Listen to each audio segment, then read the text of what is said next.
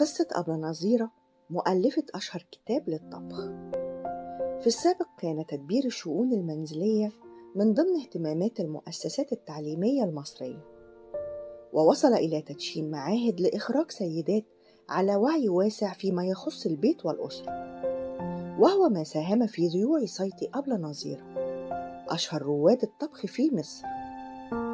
اسمها الحقيقي نظيرة نيكولا، التحقت بمعهد المعلمات للفنون في عشرينات القرن الماضي، وقررت وزارة المعارف إرسال بعثات لاستكمال الدراسة العلمية في مجال التدبير المنزلي، وتم اختيار 14 فتاة كانت من بينهم نظيرة نيكولا للدراسة بجامعة جلوستر بإنجلترا، وكانت مدة الدراسة 3 سنوات في فنون الطهي وشغل الإبرة.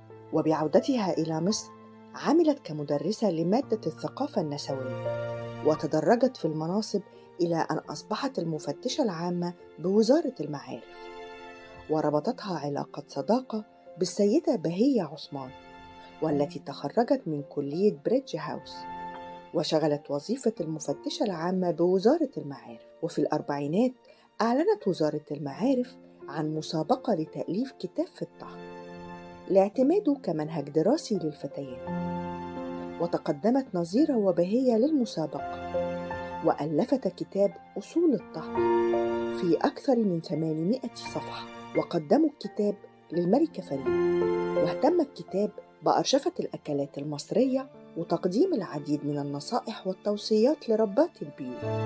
وذاع صيت نظيرة على حساب بهية عثمان بسبب استضافة الإذاعية صفية المهندس أبلة نظيرة في فقرة ثابتة على الراديو.